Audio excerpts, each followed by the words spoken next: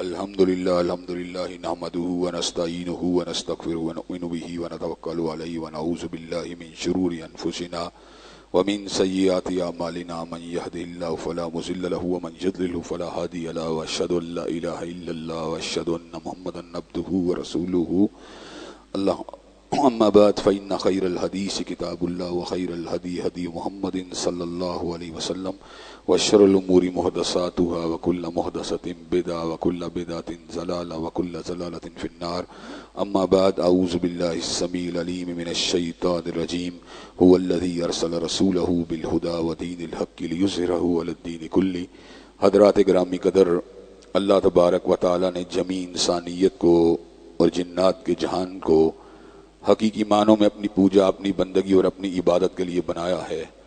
جنات اور انسان کی تخلیق کا حقیقی اور بنیادی مقصد یہی تھا کہ وہ بارگاہ رب العالمین میں آیا کریں، اپنی جبین نیاز کو مالک کائنات کی بارگاہ میں آ کے جھکایا کریں، اپنے دست سوال کو کبریا کی بارگاہ میں آ کے پھیلایا کریں، اپنی کمر کو حالت رکوع میں اسی کی بارگاہ میں آ کے ہم کیا کریں، اسی کی تکبیر کی صداؤں کو بلند کیا کریں، اسی کی تحلیل کے آوازوں کو اجاگر کیا کریں اور اسی کی تسبیح گیت گایا کریں. چنانچہ ارشاد ہوا وما خلقت الجن والانس الا لیعبدون، اور میں نے نہیں بنایا جنات اور انسان کو مگر اپنی پوجا، اپنی بندگی اور اپنی عبادت کے لیے. حمد و ثنا کے بعد عرب عرب انگنت اور بے شمار درود و سلام ہوں اس ہستی اقدس و مقدس پر کہ جن کا نام نامی اور اسم گرامی محمد کریم صلی اللہ علیہ وآلہ آلہ وصحبہ وبارک وسلم ہے. اللہ رب العزت نے امام الہدیٰ علیہ الصلوۃ والتسلیم کو اہل کائنات کی ہدایت اور ان کی رہنمائی کے لیے مبعوث فرمایا اور آپ کی ذات بابرکات کے ذریعے جمی انسانیت کو صراط مستقیم کے پر چلانے کا انتہائی طریق احسن بندوبست فرما دیا. اللہ تبارک و تعالی نے چونکہ حضرت رسول اللہ صلی اللہ علیہ وسلم کی ذات اقدس پر نبوت اور رسالت اور الہامی امامت کو تمام کر دیا تھا، اس لیے اللہ تبارک و تعالی نے آپ کی ذات والا صفات کے اندر طرح طرح کی خصوصیات کو ودیت فرما دیا تھا اور گوناگو قسم کی صفات کو آپ کی ذات اقدس و مقدس کا حصہ بنا دیا تھا. اور ان تمام باتوں سے بڑھ کر یہ کہ میرے آقا کی زندگی میں کوئی صبح ایسی نہیں آئی، کوئی شام اور کوئی رات ایسی نہیں آئی، دکھوں کی کوئی گھڑی اور خوشیوں کا لمحہ ایسا نہیں آیا جب مالک کائنات نے اپنی تائید کو اور اپنی نصرت کاملہ اور اپنی حمایت بے مثال کو حضرت رسول اللہ صلی اللہ علیہ وسلم کے شامل حال نہ فرمایا ہو. اور ان تمام باتوں سے بڑھ کر یہ کہ رشک رب نے اپنی آخری کتاب حمید کو سید العرب والعجم امام المتقین والابرار حضرت اشرف الانبیاء والمرسلین حضرت خاتم النبیین جناب محمد کریم صلی اللہ علیہ وسلم کے قلب اطہر پہ نازل فرما دیا تھا. یہ کتاب کیا ہے؟ علم کا، حکمت کا، دانائی کا، نورانیت کا، روشنی کا، قوانین کا اور زندگی گزارنے کا ایک مکمل چارٹر ہے.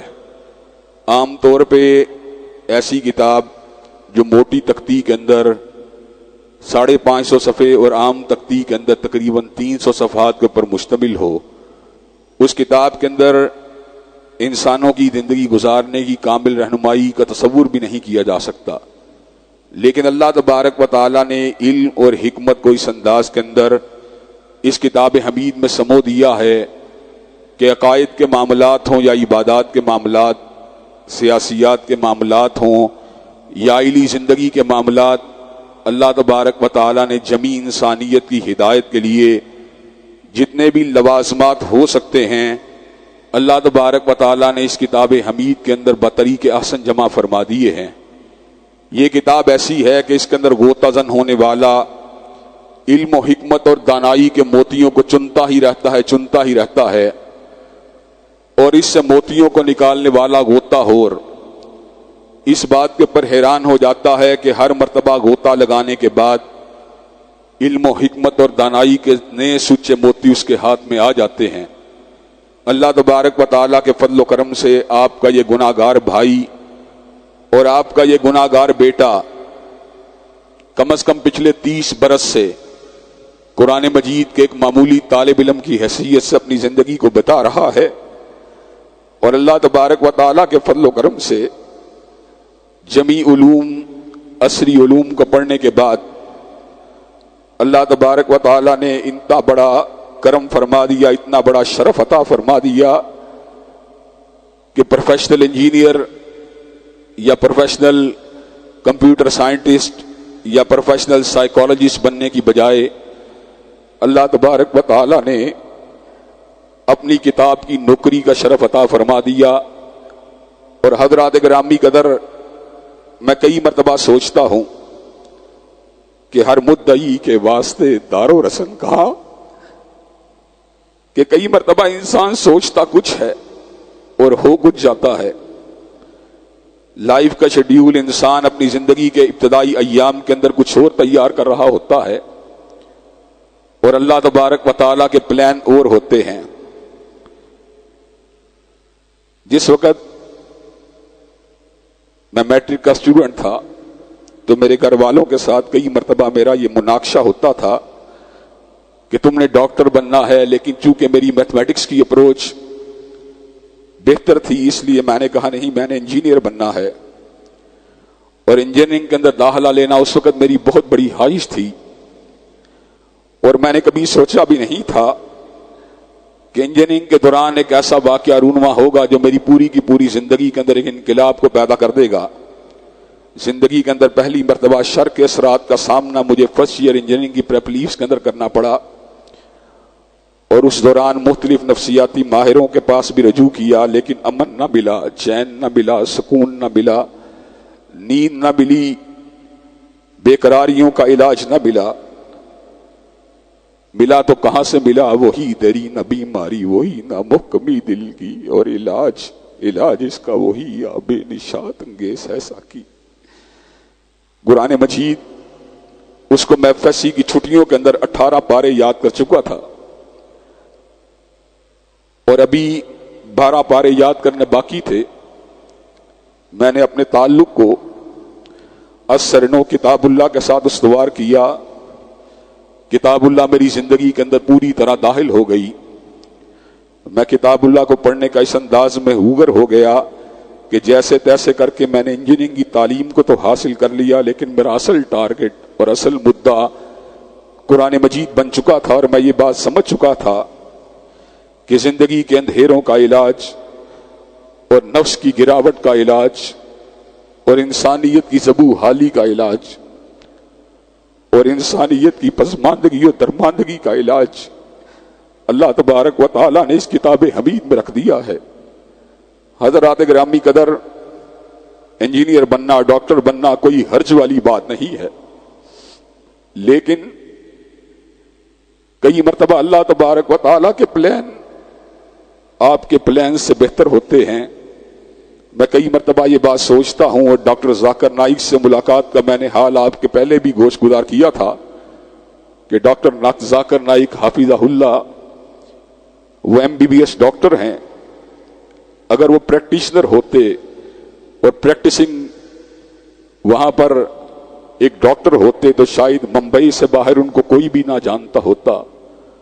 اور اگر میں پروفیشنل انجینئر ہوتا تو ممکن ہے میں اپنے لیے اقتصادی اور معاشی خوشحالی کے بعد لوازمات کو جمع کر لیتا، لیکن شاید آج ممبر رسول کے اوپر جو کائنات کا سب سے افضل ترین جگہ ہے اس کے اوپر موجود نہ ہوتا. حضرات گرامی قدر، ممبر کی قدر و قیمت اس شخص کو پتا ہوتی ہے جو حقیقی معنوں میں اس کی قدر و قیمت کو سمجھتا ہے. رب قدیر کی قسم ہے، ہم سیاسیات کے اندر بھی جستجو کرتے رہتے ہیں جس کا مقصد اللہ تبارک و تعالیٰ کے فضل و کرم سے اپنی ذات کا ابراز نہیں. اور اگر ایسا ہے تو اللہ تبارک و تعالیٰ ہماری نیتوں کی اصلاح کر دے، اور اگر کہیں پر کوئی نیت کے اندر کھوٹ یا کجی موجود ہے تو اللہ تبارک و تعالیٰ اس کی اصلاح کر دے کہ ہم حامیوں کے اور کوتاہیوں کے پیکر ہیں. انسان ہوں پیالہ و ساغر نہیں ہوں میں، کیوں گردش مادام سے گھبرا نہ جائے دل، لالچ طمع اور کئی مرتبہ حوث عہدہ یقیناً وساوس کی شکل میں انسان کے قلب کے اوپر حملہ آور ہوتی ہے. لیکن مومن و مسلمان کی شان یہ ہوتی ہے وہ ان طمع کی چیزوں کو، ان لالچ کی چیزوں کو کھرچتا رہتا ہے اور اللہ تبارک و تعالیٰ کی بارگاہ میں آ کے جھک کے کہتا ہے اللہ تبارک و تعالیٰ ان وساوس کے اوپر میری گرفت نہ فرمانا اور مجھے سیدھے راستے کے اوپر گامزن رکھنا کہ آپ ہی سیدھے راستے کے اوپر گامزن کرنے والے ہیں. حضرات گرامی قدر، اس وقت سے لے کر آج تک میں قرآن مجید کو پڑھتا رہا سینکڑوں مرتبہ قرآن مجید کی گہرائی کے ساتھ اور گہرائی کے ساتھ مطالعہ کرنے کا موقع ملا. افلا یتدبرون القرآن ام علی قلوب اقفالها.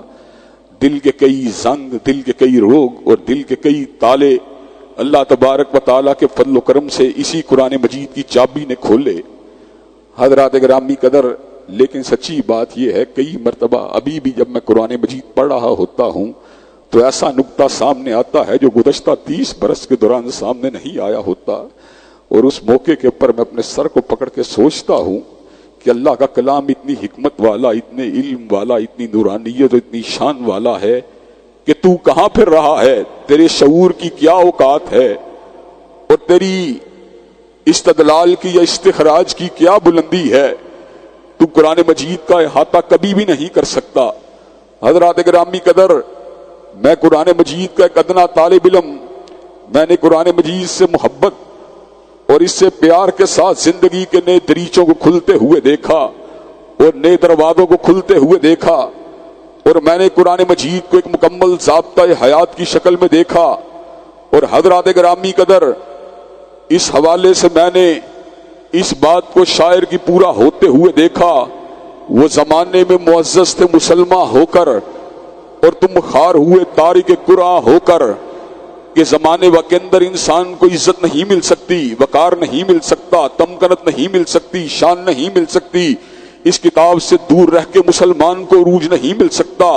یہود کا المیہ کیا تھا؟ ضربت علیہم الذلۃ والمسکنہ وباؤوا بغضب من اللہ ذالک بانہم کانوا یکفرون بآیات اللہ. ان کے پر اللہ کی طرف سے ذلت اور مسکنت کی مار اس لیے تھی کہ ذالک بانہم کانوا یکفرون بآیات اللہ، وہ اللہ کی آیات کو جھٹلایا کرتے تھے.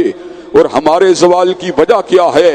حضرات گرامی قدر، ابھی تک مجھے اللہ تبارک و تعالیٰ کی وہ بات بڑی عجیب انداز سے دماغ میں گونجتی ہوئی محسوس ہوتی ہے. سیدنا موسیٰ علیہ السلام نے اپنی قوم کے لوگوں کو کہا تھا، ام اردتم ان یحل علیکم غضب من ربکم فاخلفتم موعدی. کیا تم نے اس بات کا ارادہ کر لیا ہے کہ اللہ کا غضب تمہارے اوپر حلال ہو جائے؟ تبھی تو تم میرے فرمائی ہوئی بات کی مخالفت کر رہے ہو. جو شریعت موسوی کو نہ مانے اس کے پر اللہ کا غضب حلال ہو جاتا ہے، اور جو حضور اقدس کی بات کو نہ ماننے کیا اس کے پر اللہ کا غضب حلال نہیں ہوتا.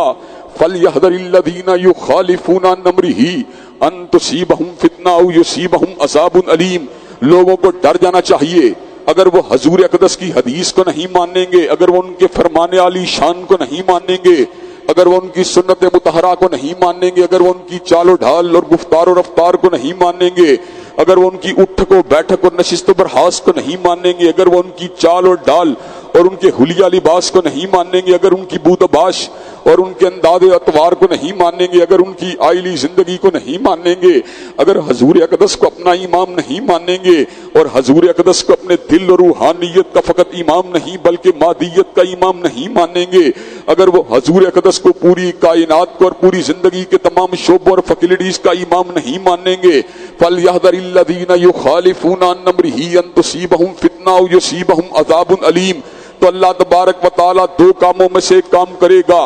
دنیا کے اندر ان کو فتنے کا نشانہ بنائے گا، دنیا کے اندر ان کو بحرانوں کا نشانہ بنائے گا، اور آخرت کے اندر اللہ تبارک و تعالیٰ نے ان سرکشوں کے لیے دردناک عذابوں کو تیار کر دیا ہے. حضور علیہ السلام قائد ہیں، قائد الاولین ہیں، قائد المرسلین ہیں، سید الاولین ہیں، سید المرسلین ہیں، امام الاولین ہیں، امام الاخرین ہیں. حضرت رسول اللہ صلی اللہ علیہ وسلم کون ہیں؟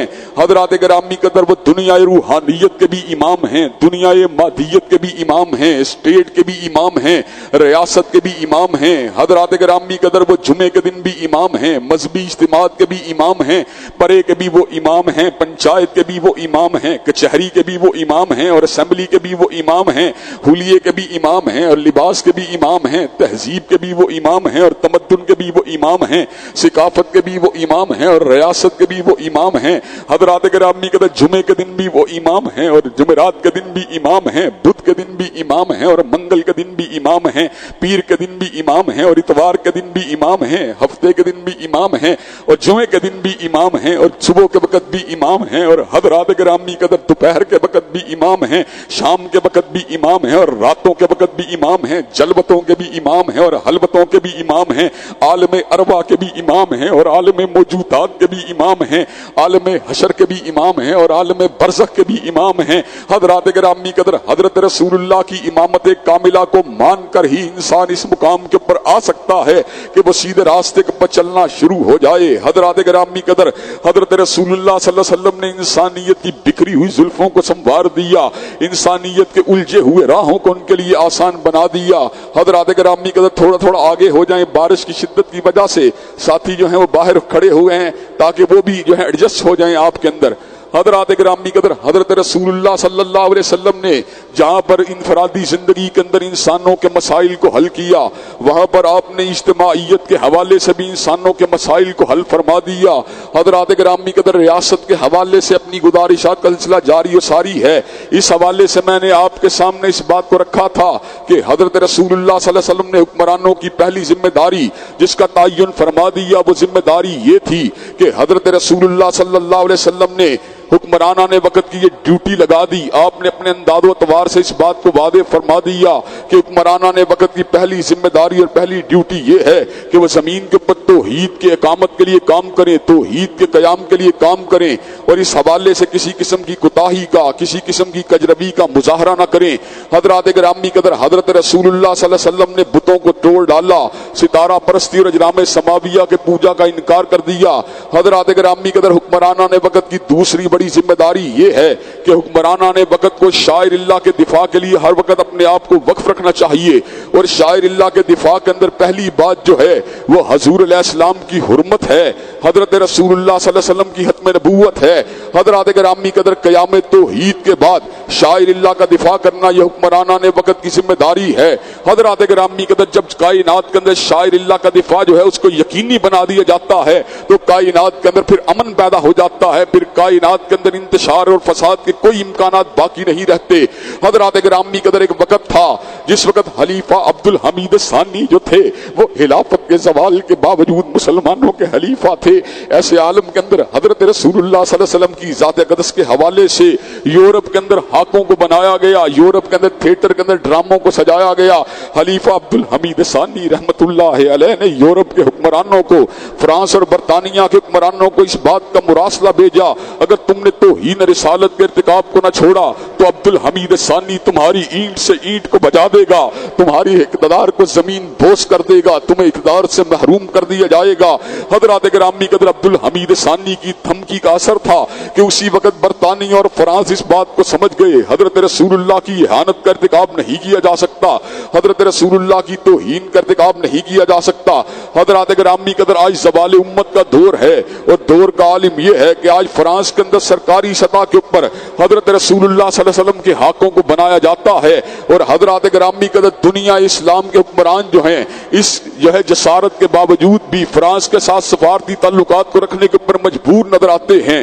حضرات گرامی قدر حکمرانہ وقت کی قیام توحید کے بعد یہ پہلی ذمہ داری ہے کہ حضرت رسول اللہ صلی اللہ علیہ وسلم کی رسالت اور آپ کی نبوت اور آپ کی ختم نبوت اور آپ کی شان اقدس اور آپ کی حرمت کے تحفظ کو یقینی بنائیں۔